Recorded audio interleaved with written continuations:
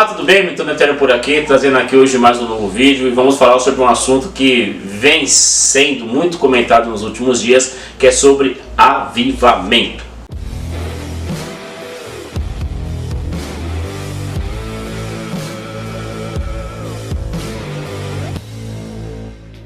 Bom, vamos falar sobre avivamento. Todo mundo vem falando muito sobre o avivamento que acabou, né, esses dias atrás, lá em Asbury, nos Estados Unidos, lá em Kentucky.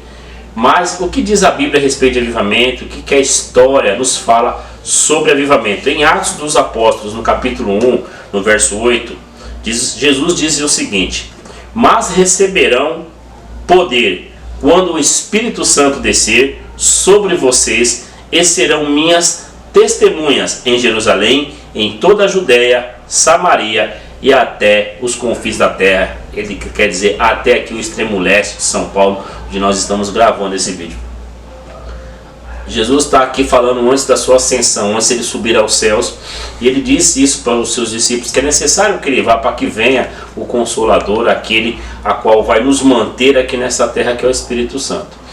E nós sabemos que em Atos 2, a pregação de Pedro, a conversão de 5.000 gentios mais ou menos, gentios não, judeus que vão se converter ao caminho, ali gentios também se convertem, e ali é o que a gente vê como a descida do Espírito Santo. É assim que a igreja encara esse texto, onde uns estavam orando numa sala e começam a ver como línguas de fogo sobre as suas cabeças, e começam a pronunciar em línguas estranhas, em línguas que eles não sabiam falar, eles começam a falar. Bom, e ali nós temos o primeiro grande avivamento, vamos dizer assim, biblicamente aqui. Mas ao longo da história nós temos diversos avivamentos que aconteceram. E eu vi muitos vídeos na internet, gente como Hernandes Dias Lopes, Augusto Nicodemos, Ângelo Bazzi, diversos outros pastores, pastoras, homens e mulheres de Deus, falando sobre o avivamento de Asbury, se é legítimo, se não é legítimo.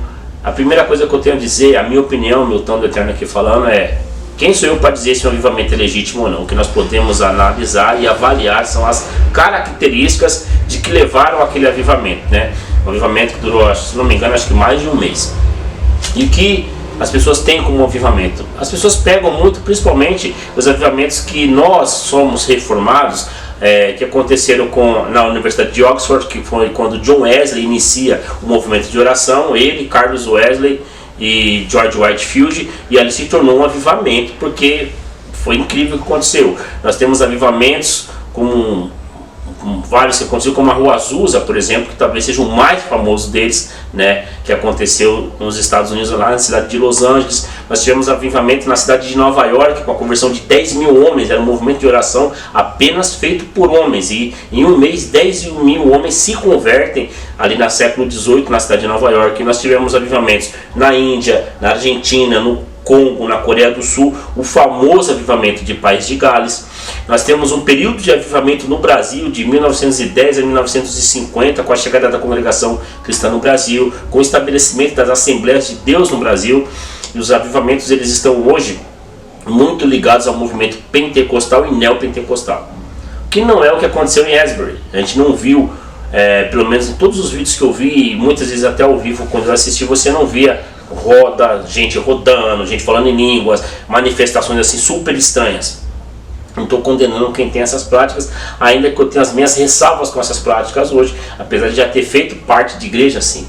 Mas vamos lá. O avivamento, primeiro ele precisa de um mover do Espírito. Não vai partir de nós, porque geralmente nós não vamos conseguir ficar dias orando. Minutos, horas orando já é difícil, imagine dias. E a gente vê quando John Wesley iniciou esse movimento em Oxford, em 31 de 12 de 1739, foi um movimento de oração durante a madrugada, né, que ali eles são tomados pelo Espírito, esse movimento. Por quê? Porque as pregações na Inglaterra, os pastores eles saíam dos cultos e eles iam para os pubs encher a cara. E as pregações eram vazias, e os bares vazios, as igrejas vazias, e quando eles saíam do púlpito, eles iam para o bar encher a cara, que para eles era culturalmente todo normal. Quando começa esse movimento com John Wesley lá na Inglaterra, na Universidade de Oxford, nos Estados Unidos, as coisas mudam. E aí surge John Wesley e talvez George Whitefield como grande avivalista que nós tivemos na história. Então você pega o avivamento de Rua Azusa, né? A Rua Azusa, ela se dá ali entre 1905, 1908, 9, 7, essa de 1905 a 1912. Grande movimento na cidade de Los Angeles, caracterizado por uma raiz de matriz africana por um pastor ser negro, William Seymour. Ele era negro, mas há nos relatos dele que quando ele ora, clamando que o Espírito Santo se apresentasse a ele passa 2 anos orando. E quando ele tem o primeiro contato com o Espírito Santo fala para ele, ore mais.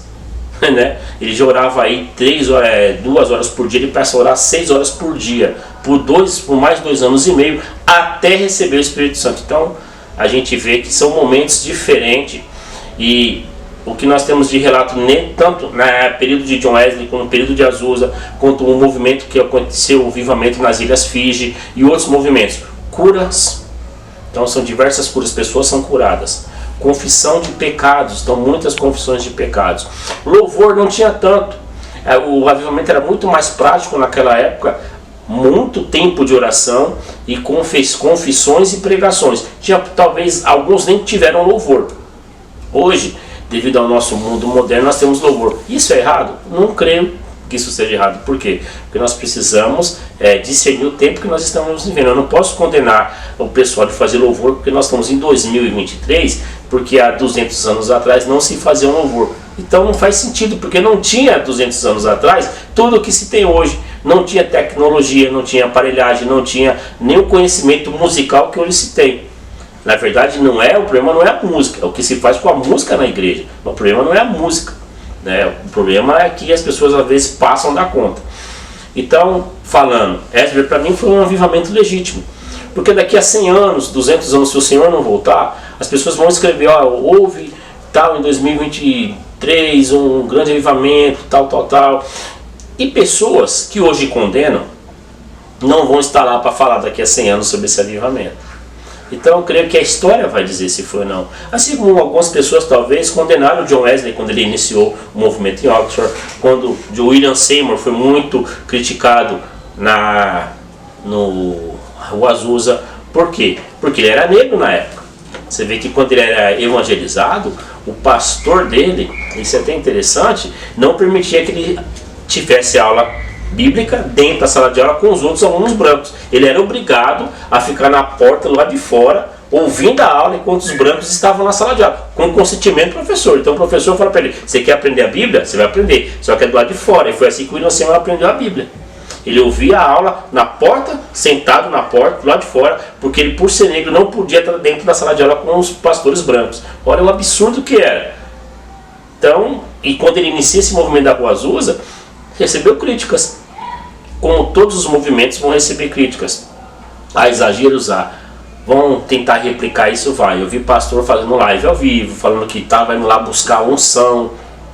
Que unção? Quem está indo buscar, eu não sei, né? Ele foi buscar unção para trazer para a igreja dele, o que não tem lógica, porque o Espírito Santo ele é único e Deus é onipresente. Então ele está aqui, está lá e está em qualquer lugar. O que nós temos que ter é uma busca. E outra coisa, em Asbury não é à toa. Lá é uma universidade criada para a palavra. Lá se forma-se ministros do Evangelho. Não é uma universidade, por exemplo, como o Mackenzie, que leva o nome de, eu estou até com a camisa aqui, de Universidade Presbiteriana, mas tem outras matérias que não são ligadas ao cristianismo, né? Como a USP, por exemplo. Não, é uma universidade focada à ministração da palavra. Lá vai quem quer teologia, quem quer se formar na palavra. Aquele campus de Asbury é só para isso. Desde a década de 60, de 70, que eles já pregam a palavra lá. Então, não é um lugar assim, a qual é qualquer lugar. É um lugar que vive numa atmosfera do nome de Jesus Cristo. Então, assim, nós temos que tomar muito cuidado com tudo que está sendo falado, com tudo que foi falado, que vão falar, e a gente querer pôr na nossa caixa um avivamento que pode ser legítimo. E se esse avivamento ele foi tomado de testemunho, de cura, de palavra, não sou eu que posso falar que esse ajuntamento ele não é legal, ele não é válido, porque o Senhor diz que ele é de separar naquele grande dia.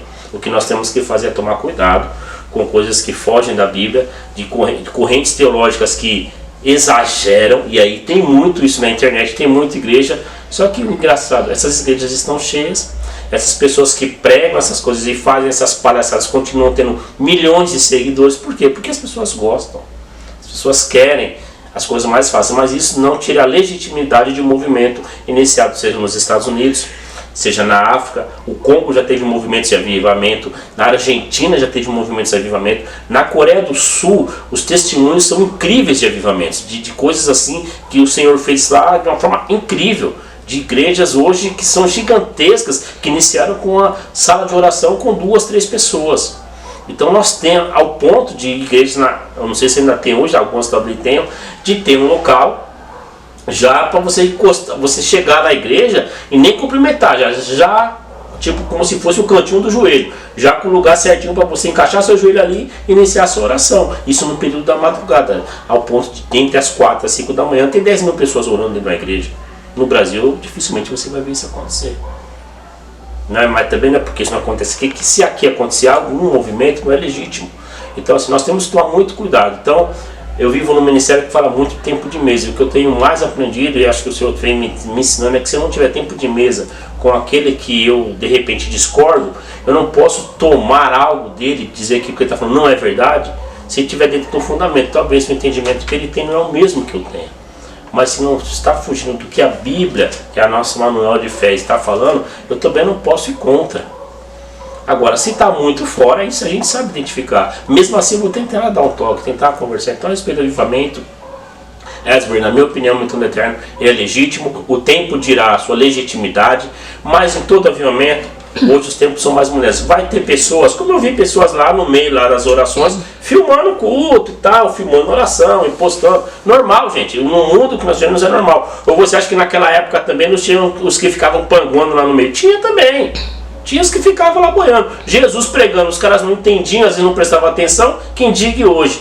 Então assim, nós temos que tomar muito cuidado. Mas, antes de você querer dizer se algo foi real ou não, procura saber a história do cristianismo, da igreja, mas deixa a sua opinião, deixa seu like no canal. Também estou lá no TikTok, Milton do Eterno, então sempre tem alguns vídeos, não só meus, de diversos pastores que eu admiro, pastores que eu tenho vídeos de algumas pregações, a gente posta lá, pessoas que são no cenário cristão aqui no Brasil relevantes, mas palavras muito edificantes. Então, nossas redes sociais, Instagram Milton do Eterno, TikTok Milton do Eterno e aqui no YouTube Milton do Eterno. Que Deus abençoe a sua vida, beijo no seu coração, shalom.